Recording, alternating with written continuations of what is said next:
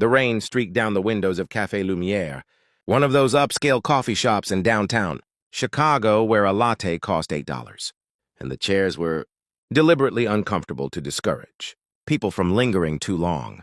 Marcus Townsend sat in one of those chairs anyway, dressed in a charcoal gray suit tailored to perfection, his dark hair swept back in a style that required just the right amount of product and professional maintenance.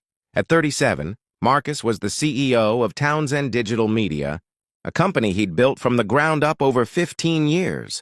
The business magazines called him a visionary. The tech blogs called him ruthless. His employees called him demanding but fair. Marcus himself would have simply said he was tired of 18-hour days, tired of board meetings and quarterly reports, tired of coming home to an empty penthouse every night, which was why he'd agreed to this blind date, despite his better judgment. His friend Greg had set it up. "She's perfect for you," Greg had insisted. "Her name is Alessandra. She's a model, does runway work, appears in magazines. She's beautiful, sophisticated, cultured, exactly the kind of woman you should be dating." Marcus had his doubts. In his experience, relationships built on surface attraction rarely lasted, but he'd been single for 3 years since his last relationship had ended, a casualty of his work, schedule, and his inability to be emotionally present. Maybe Greg was right.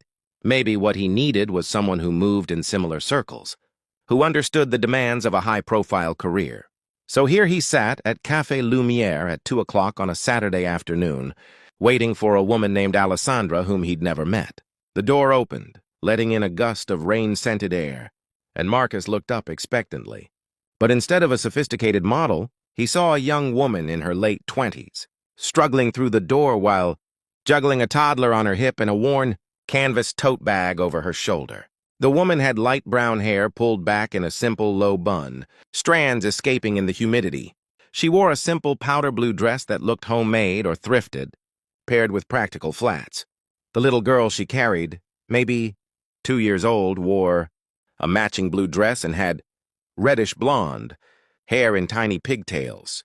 The child's face was flushed, her eyes drooping with exhaustion. Marcus looked away, returning his attention to the door, waiting for Alessandra. But he couldn't help glancing back at the woman and child. There was something about the way the woman moved, a certain weariness mixed with determination that caught his attention. She approached the counter and ordered in a quiet voice, "Just a small coffee, please." "Regular coffee, nothing fancy." "That'll be $3.50, the barista said. The woman shifted the toddler to her other hip and dug through her tote bag with one hand.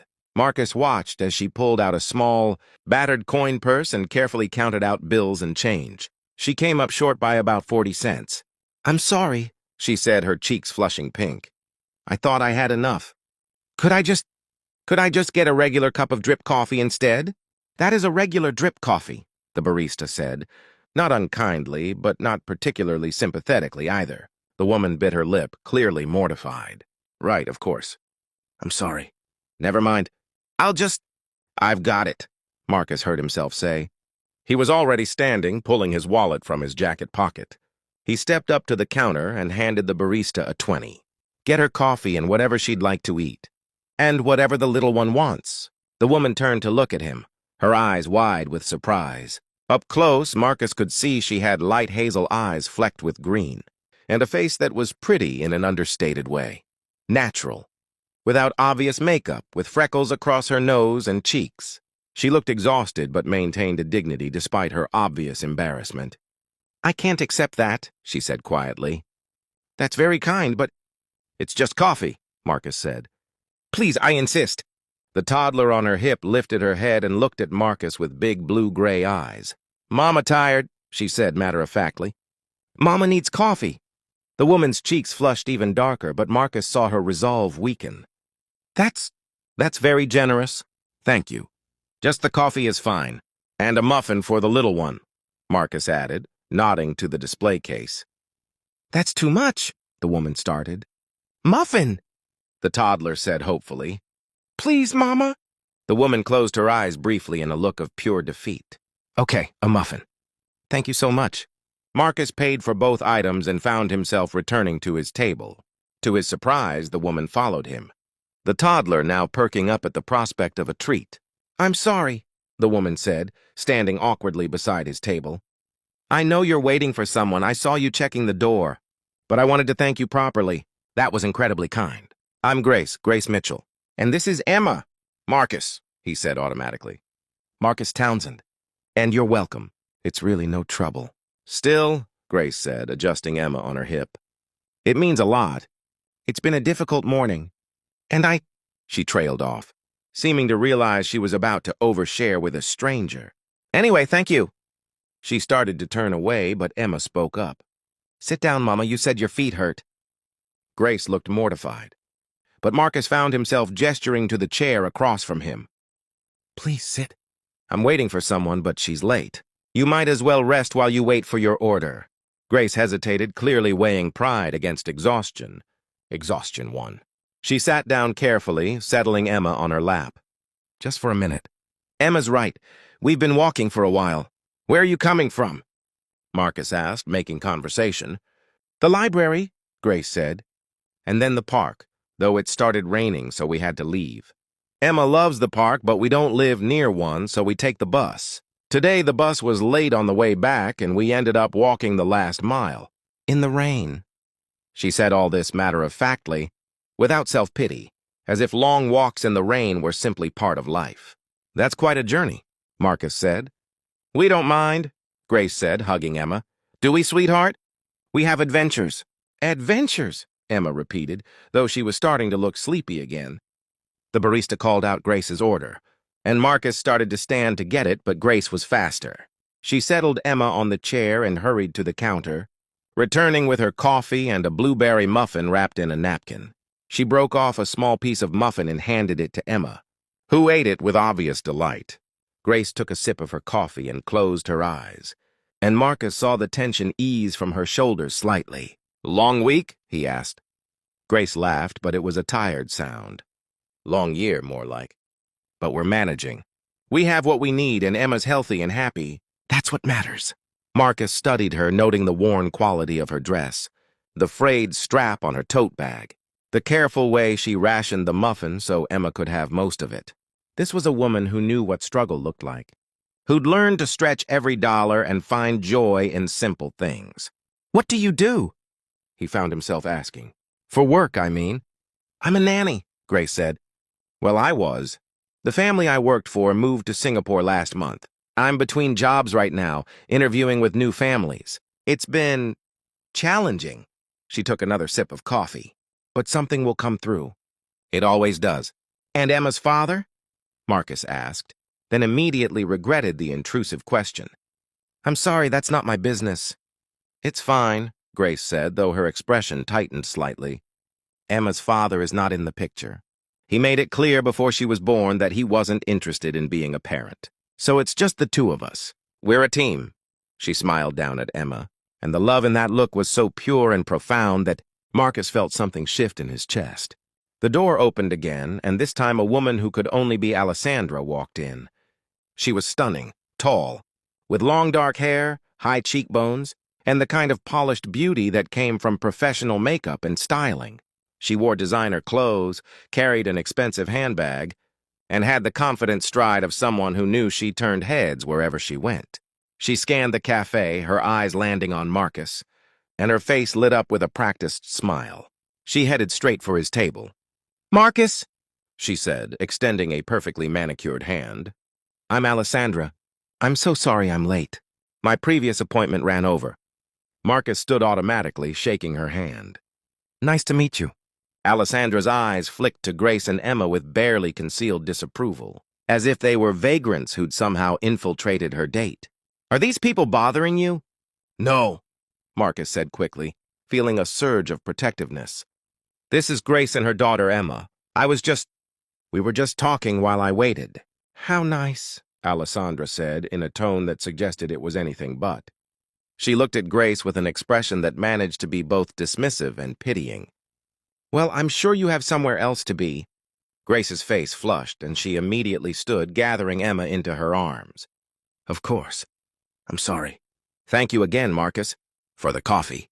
"That was very kind." She grabbed her tote bag and started to leave.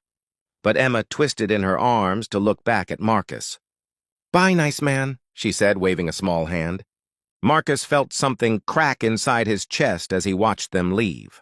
Grace walked with her head high, maintaining her dignity despite Alessandra's rudeness. Emma's small face pressed against her shoulder. "Well," Alessandra said, settling into the chair Grace had just vacated. That was awkward.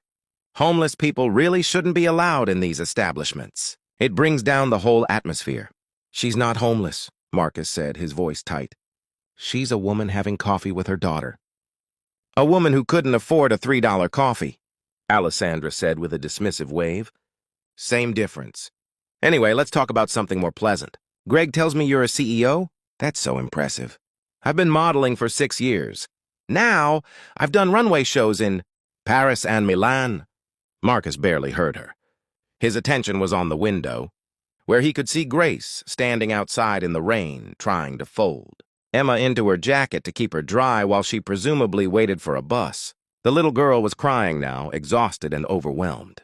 Alessandra was still talking, something about a photo shoot and a celebrity she'd met. But Marcus couldn't focus. He kept seeing Grace's face, the quiet dignity, the embarrassment when she couldn't afford coffee, the fierce love when she looked at her daughter. He kept hearing Emma's tired voice. "Mama needs coffee." This woman across from him was exactly what he thought he wanted. Beautiful, successful, confident. Someone who fit into his world. But Grace was something else entirely. She was real in a way Alessandra wasn't. She understood struggle, sacrifice, what it meant to put someone else's needs above your own. She'd built a life for her daughter out of nothing, maintained joy and love despite obvious hardship. And Alessandra had just called her homeless and said she shouldn't be allowed in the cafe. Marcus stood abruptly, interrupting Alessandra mid-sentence. "I'm sorry," he said. "I need to go." "What?" Alessandra looked genuinely shocked. "But we just got started. I thought we could have lunch after coffee. There's this new fusion place." "I'm sorry," Marcus repeated. "This isn't going to work. You're very lovely, but I don't think we're compatible." He didn't wait for her response. He threw money on the table, far more than necessary, and headed for the door, ignoring Alessandra's outraged protests behind him. Outside, the rain had intensified. Marcus looked up and down the street and spotted Grace about half a block away, still standing at a bus stop, Emma crying in her arms. He jogged toward them, his expensive suit immediately soaking through. "Grace!" She turned, surprised, hugging Emma closer. "Marcus, what are you— Your date ended," Marcus said. "Look, I know this is going to sound strange, and you have absolutely no reason to trust me, but please, let me give you and Emma a ride home. You're both soaked, Emma's crying, and I can't just watch you stand in the rain waiting for a bus." Grace stared at him, clearly trying to decide if he was genuine or had some ulterior motive. Emma had stopped crying and was looking at him with curious, tired eyes. "Why would you do that?" Grace asked finally. "You don't know us, and you just left your date, because that date was with someone who called you homeless and said you shouldn't be allowed in a coffee shop," Marcus said bluntly. "And because I'd rather spend my afternoon making sure a kind woman and her daughter get home safely than sitting across from someone who lacks basic human decency." Grace's eyes widened. "She said that?" "She did. And I realized I'd rather be here with you than there with her. So please let me drive you home. No strings, no expectations. Just a ride home out of the rain." Grace looked at Emma, who was shivering now, and then back at Marcus. He could see her weighing options, considering risks. "Okay," she said finally. "Thank you. We live in Westbrook. It's about 20 minutes from here." "Perfect," Marcus said. "My car is in the garage across the street." Marcus's car turned out to be a sleek black luxury sedan. Grace hesitated when she saw it, but Emma was shivering, and she climbed into the back seat, buckling Emma into place as best she could without a car seat. Marcus made a mental note to address that. As he drove, following Grace's quiet directions, they talked. She told him about her career as a nanny, how she'd always loved working with children, but the constant job insecurity was challenging. She told him about Emma, who'd been born premature but was now healthy and thriving. She told him about her studio apartment in a neighborhood that wasn't great but was affordable, and how she made ends meet by doing freelance bookkeeping in the evenings after. Emma went to bed. Marcus found himself sharing too about his company, about the loneliness of success, about how he'd built an empire but lost sight of what he was building it for. "I think we all do that sometimes," Grace said. "Lose sight of what matters." "I did it too before Emma was born. I was focused on my career, on climbing some imaginary ladder. Then I got pregnant, her father left, and suddenly everything shifted. Now I know exactly what matters. It's that little girl right there, sleeping in your back seat. Everything else is just noise." Marcus glanced in the rearview mirror and saw that Emma had indeed fallen asleep, her small face peaceful. "You're a good mother," he said. "I try," Grace said quietly. "Some days are harder than others. Today was one of the harder ones. We're behind on rent. I've been to 4 job interviews this week and haven't heard back from any of them. I had enough money for bus fare and I thought I had enough for coffee. But I'd miscounted. And then this stranger just stepped in and helped. That was you. You didn't have to do that." "Yes, I did," Marcus said. "I couldn't not do it." They pulled up in front of a modest apartment, building in a neighborhood that had definitely seen better days. The building wasn't terrible, but it was clearly struggling, peeling paint, a broken railing on the front steps, bars on the ground floor windows. Grace gathered Emma carefully, trying not to wake her. "Thank you," she said to Marcus. "For the coffee, for the ride, for being kind. You didn't have to be, and you were. That means more than you know." "Grace," Marcus said, making a decision. "Wait, I have a proposal. My company, we're always looking for good people. We have a daycare program for employees' children. We offer competitive salaries, benefits, flexible hours. Would you be interested in interviewing for a position?" Grace stared at him. "What kind of position?" "We have an opening in HR," Marcus said. "It's mostly administrative, but it involves some employee relations work, organizing events, that kind of thing. It's not high pressure, and the daycare is free for employees. You'd be able to be near Emma during the day, and it would be steady work, steady income." "Why?" Grace asked. "Why would you offer me a job?" "You don't know me. You don't know if I'm qualified. I know you're a hard worker," Marcus said. "I know you're responsible. You're raising a child on your own while juggling multiple income streams. I know you're kind and dignified and honest. Those are the qualities I value in employees. The specific skills can be taught. Character can't be." Grace looked down at Emma, then back at Marcus. "If I say yes, it won't be charity. I'll work hard. I'll earn my place. I'm counting on it," Marcus said. Grace took a breath. "Then yes. I'd like to interview." "Thank you." They exchanged contact information, and Marcus promised to have his HR director reach out on Monday. As he drove away, he watched in his rearview mirror as Grace carried Emma into the building, her back straight despite her obvious exhaustion. He'd gone to that cafe expecting to meet a polished, sophisticated model. Instead, he'd met a struggling, single mother who'd stolen his attention without even trying, and in choosing to follow his instinct, to help someone who needed it, he'd found something he hadn't even known he was looking for, a reminder of what really mattered, of what kind of person he wanted to be. The interview took place the following Tuesday. Grace arrived 15 minutes early, wearing a simple but professional navy dress that Marcus suspected was her only interview outfit. She'd styled her hair neatly and wore minimal makeup. Emma was with her because Grace's usual babysitter had canceled, and she'd called Marcus's office in a panic, offering to reschedule. Marcus had told his assistant to assure Grace it was fine. If they were offering childcare as a benefit, they should be willing to accommodate it during the interview process. Emma sat in the waiting area coloring while Grace interviewed with the HR director, Sarah Chen. Through his office window, Marcus could see Emma looking around with wide eyes, occasionally asking the receptionist questions in her small, clear voice. After 45 minutes, Sarah came to Marcus's office. "She's perfect," Sarah said. "She's organized, well-spoken, has experience managing multiple responsibilities. She's empathetic. I think she'd be great with employee relations. And Marcus, when I explained the position and the benefits, including the daycare," she cried. Actually cried, said it would change her and Emma's lives. "Hire her," Marcus said. "Already did," Sarah said with a smile. "She starts Monday. I'm putting her on a salary that's comfortable. Nothing excessive, but enough that she won't be counting change for coffee anymore. Grace started the following Monday, and within weeks, it was clear Sarah's assessment had been correct. Grace threw herself into the work with dedication and genuine care. She organized a wellness program for employees, restructured the onboarding process to be more welcoming, and somehow remembered everyone's names and personal details within the first month. Emma thrived in the company daycare, making friends and spending lunch breaks with